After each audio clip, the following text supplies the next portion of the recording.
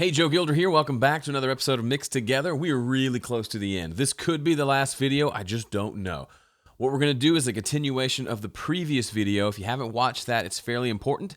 If you want to see the process for how I like to finish out mixes, and we're going to continue that today. So in the last video, we did a couple of listens on a couple different speakers, took some notes, took care of those problems.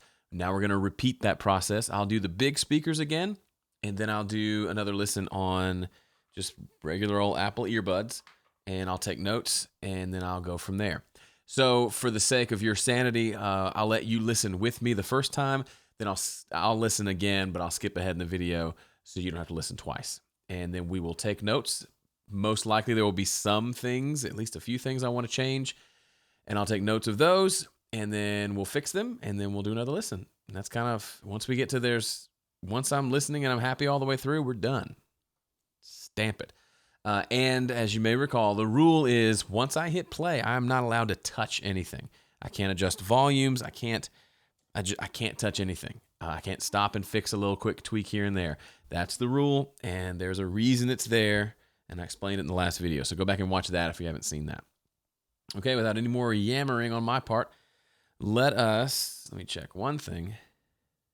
Okay, let us take a listen. Here we go.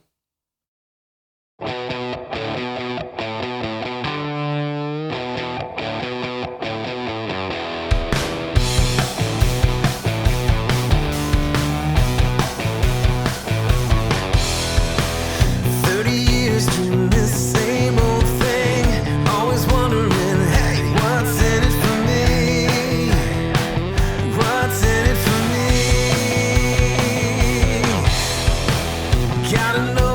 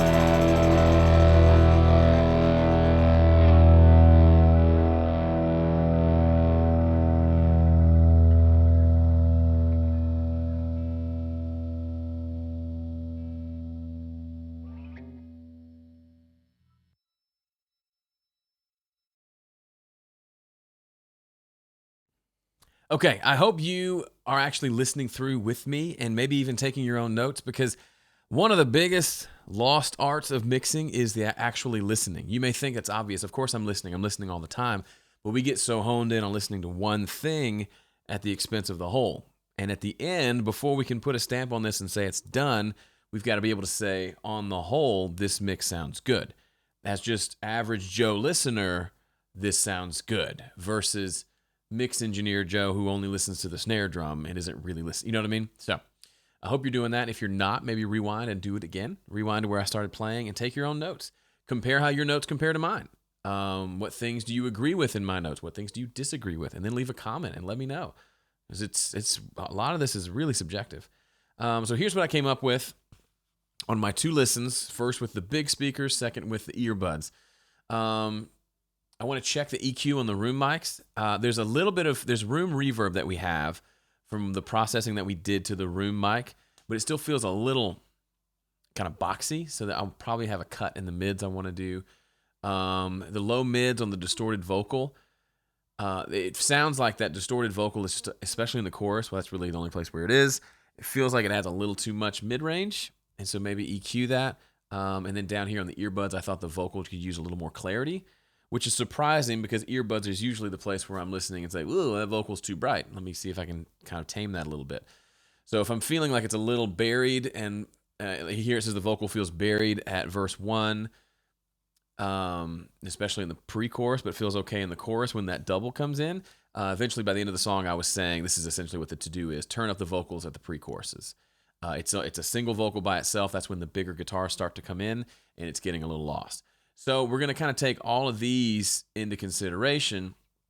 The more clarity on the vocals being buried, turning up the vocals. Let me just make this a little cleaner. And verse 1, question mark. So vocal up at the pre-choruses and verse 1. Low mids on the distorted vocal. Okay, so that's all the vocal stuff. Here, I just wrote a note to it because I wanted to talk about it briefly. I started kind of dancing in my seat when I got to the first pre-chorus, which to me, I make this mental note. When I find myself listening and I stop listening and just start enjoying the music and doing my little side to side, bite my lip, white man dance, that's when I know. Try to make a mental note of when that happens, because a lot of times, sometimes it means nothing, but a lot of times that means I'm onto something. I've moved past being the mix engineer who's so focused on all the individual pieces, and I'm just hearing the song and enjoying it, which is saying a lot because I've heard this song 1,000 times since I wrote it, and I've already recorded and mixed it and played it a bunch. Now I'm remixing it. So I've heard this song a lot. In fact, that it made me dance is pretty cool. We'll check that off just to say we saw it. I thought about doing reverb on the claps in verse 2, the dun, dun, dun, dun. And then when I listened on earbuds where I would hear the reverb even more, I decided no on that. So never mind on clap reverb here, although I'd said to do it there. So we'll just check those off. We don't have to worry about those. There was a weird organ sound right before the solo. I just want to go check that. I think at the very end of the song on the vocal, I sing, "I got a mission, yeah." And I say some sort of yeah, I think. If I do, I want to go automate that up so it's audible. Couldn't really hear it in the mix. Check the fades at the end, see if I want to keep them that way, or maybe clean up a few of those, or maybe just do a master fader, fade out, so it's all kind of fading together. And on the earbud side, I also said that there's a low-mid ring in the snare on the intro, which may correlate with that room mic EQ thing that I want to do. And then that's everything. Okay, we've covered all of these. So now we're going to use this as our to-do list, and we're going to go through, knock this out. So the first thing we're going to do is check the room mic on the intro, meaning right where the drums come in. So instead of going in and soloing the room, I'm going to mute it and see if the problem goes away. If it does, then now I know that's the problem.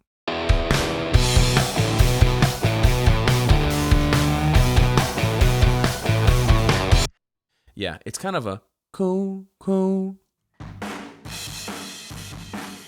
boom, boom. It's not super loud, but it's there. And these things are going to happen when you start distorting the crap out of your room. Here's one frequency that we notched already.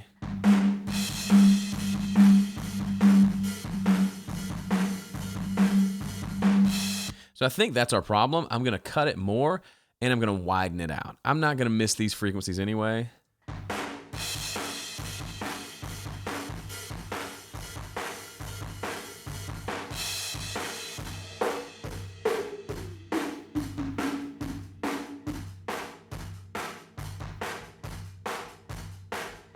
That just sounds better to me. If we take those cuts out, goo goo goo, and then there's a goo goo goo, and then there's a goo goo goo. Both of those frequencies are just kind of annoying. Take them out. It's a little cleaner. And I think the overall drum mix will sound better. Let's listen, of course, and the mix is all that matters.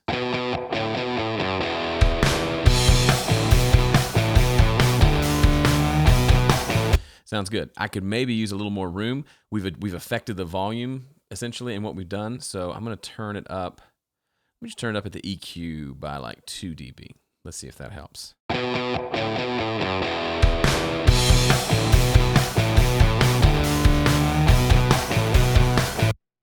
Not a humongous room sound. You can make the argument, let's make it a humongous room sound, but we're way past those thoughts now. And besides, that's against the rules to do anything more. Remember, we already set the rules. So check the EQ on the room mics. We checked it. We changed it. We're good. All right, let's deal with the vocal. Check the low mids on the distorted vocal. Let's do that first, and then we'll see if there's anything else we need to do. So the distorted vocal comes in at the choruses. So let's find a chorus, and let's listen to the low mid by itself. I got so much more. I've got so much more to give than I could ever take. So this one is actually going to the distortion. So we're hearing the dry signal and also the distorted. I've got so much more to give. So I'm going to do two things here. It's a pre-fader send. So what I'm going to do, I'm actually going to hold that thought on that EQ for 1 second. I'm going to change the EQ on the distorted vocal just to clear it out, because it is the vocal. I need that clarity, and I think if I need a boost in the top end, that may still happen. That's another one of my to-dos, but I feel like the low mids are still a little too thick on here. So the first thing I'm going to do is take this distortion and take care of that. I got so much more to give than I could ever take. I got so much more to give than I could. So now it's just very crispy. By itself sounds like garbage, but with the rest it sounds okay. Now I want to take the other track, the doubled track. I got so much more to give than I could ever take. I got a mission, and I've got so much life to live. Here's an interesting thought. So I took the doubled vocal, removed the low mids on that as well, because it was pretty thick in addition to the original lead vocal, and then boosted the highs just on the double, and that's turning out to be kind of interesting. Other thing I want to check is the slapback delay, because that also has some distortion and some thickness to it. Let me just make sure that's not thick as well. I've got so much more to give than I could ever take. I got a mission. That was about right. I adjusted the EQ a little bit. That's not cheating, because I said distorted vocal, and that's also a distorted vocal, so don't call me out on that one. So then all together, the vocal sound should, theoretically, feel just a tiny bit less thick in that mid-range, and maybe even a little brighter because of the boost that we did just in the doubled vocal, not in the overall vocal tone. I got so much more to give than I could ever take. I got a mission, and I got so much life to live, and not just for my sake. I dig it. I kind of like it. It gives a little bit of brightness. It feels good to me. It feels a little clearer than it did before. So awesome. Let's go check off that. And I'm just going to go ahead and check this one, because that did give us more clarity on the vocal. And vocal up. Oh, okay. Let's check. Now we're still on vocals. Let's check the part where it says vocals up at verse 1 and the pre-choruses. Let's just make sure with those changes that we still want that to happen. So those changes really don't affect the single vocal by itself. It's really just when the double comes in. Always looking over my shoulder, always looking up. I say absolutely need to change that. So we're going to put in an automation lane for my vocal bus, as you can see here. And we're going to just chop it here. Oh. Here comes the feedback, sorry. We'll chop it in that one spot, and then we will, I say, good old handy-dandy 3 dB boost on that pre-chorus. Let's check it there, and then we can apply that to the other ones. Always looking over my shoulder, always looking up that ladder, never see what's right in front of me. I got so much more. It's too much, too much, too much. It's too much. Let me try a different thing. Instead of automating it, let me just try pushing it into the vocal bus a little bit louder. So that was 3 dB on the very end of the vocal chain, right? Oh, stop it. Let's try pushing it 3 dB up before we get there. Let's just go right to the beginning. Always looking over my shoulder, always looking up that ladder, never see what's right in front of me.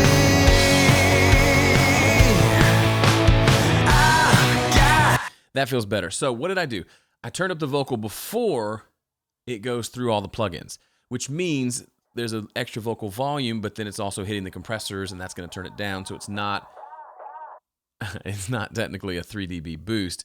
And it feels a little more like the tone we have in these vocals that are louder, that are hitting those compressors harder.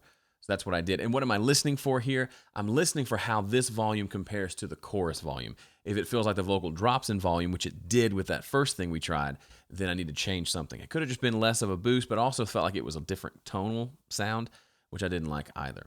Let's do this for the pre-choruses first, and then I'll go back and address verse 1. All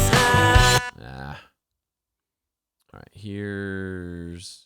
All right. Right here. And I'm also, just if you're curious, I am crossfading this. I'm hitting a button that bumps it up by 3 dB, and then I'm hitting the X that just crossfades either end. I don't think you necessarily need to crossfade, but I do just as just an old habit.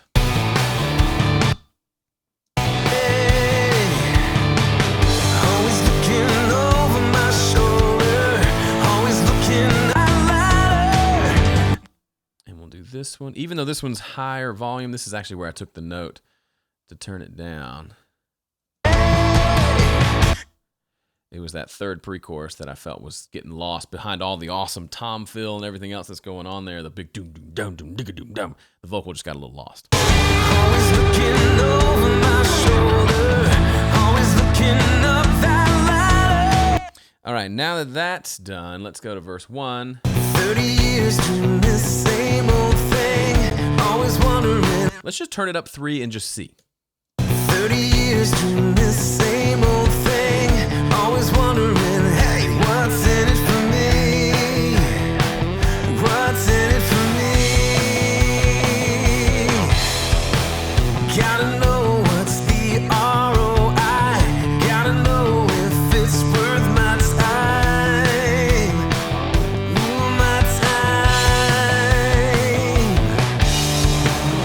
Always looking over my shoulder. Okay, so I turned it up almost 2 dB. 3 dB felt a little much. 1 dB felt a little anemic. I don't know if that's a right word, but I like that word. Anemic.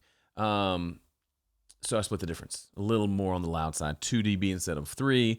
That feels pretty good. That's all I'm going to do. As much as I want to go start tweaking more, that's all I said to do was vocals up at the pre-choruses and maybe verse 1. I've made that decision. Checkity check the box. Okay, what else?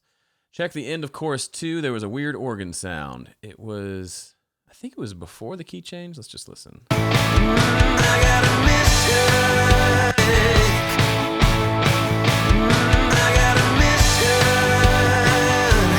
I got a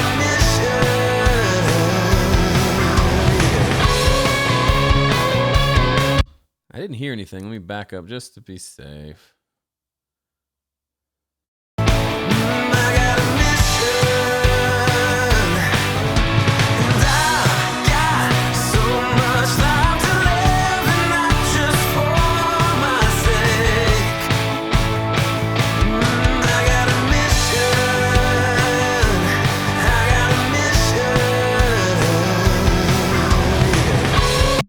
Okay, must have just been my ears.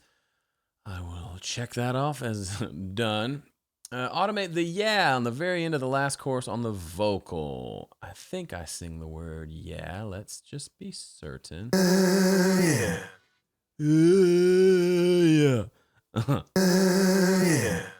So let's just take the first one and just bump that up 6 dB. Yeah. Yeah.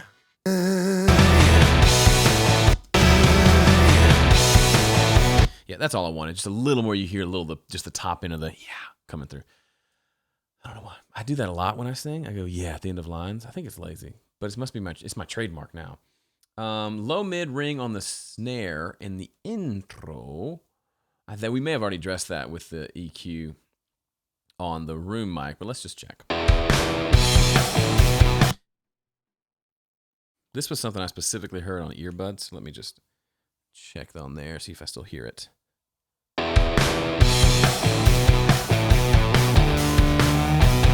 Yeah, I hear a doom, doom, doom. Let me find it.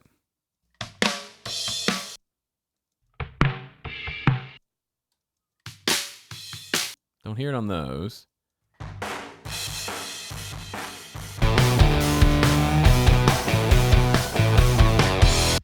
Doesn't go away when I mute the room. Is it a tom, maybe? Yep.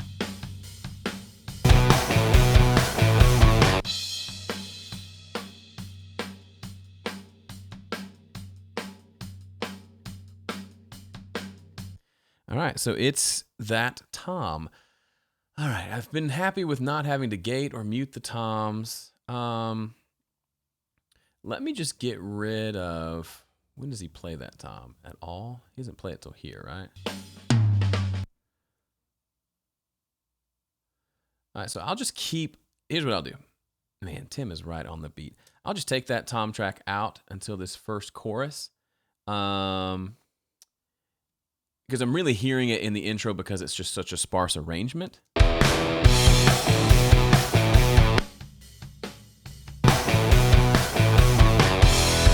And it probably makes sense to just kill the right tom as well, since it's going to be a similar amount of bleed.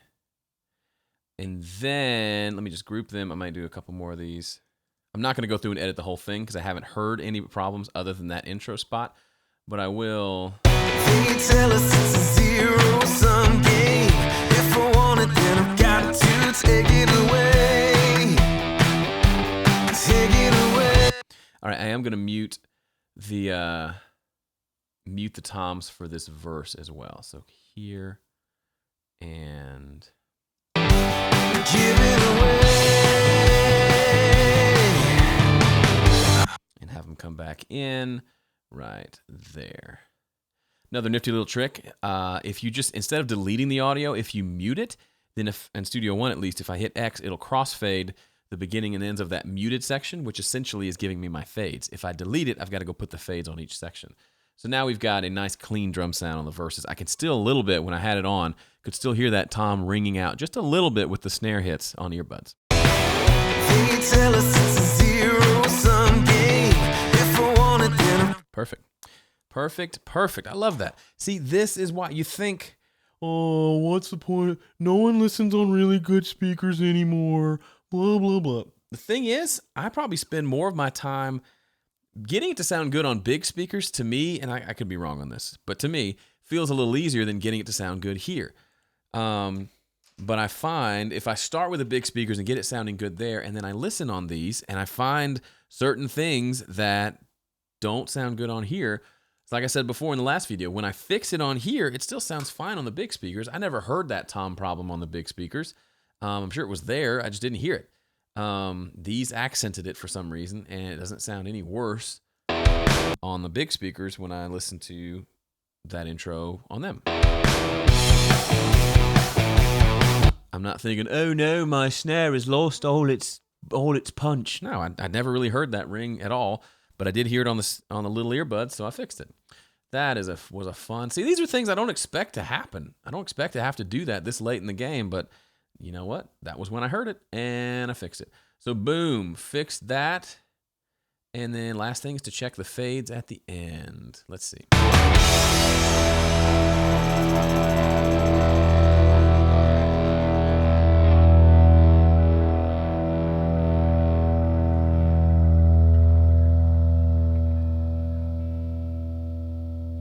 Yeah, they all fade out pretty well naturally. Let's do a master fade or fade out just because it's fun and might as well do that as a part of this video. So here is an automation lane here at the very bottom for my master fader. I'm literally just, I could write this and like move it with my hand, but honestly this works just fine. So ba-na-ba-ba.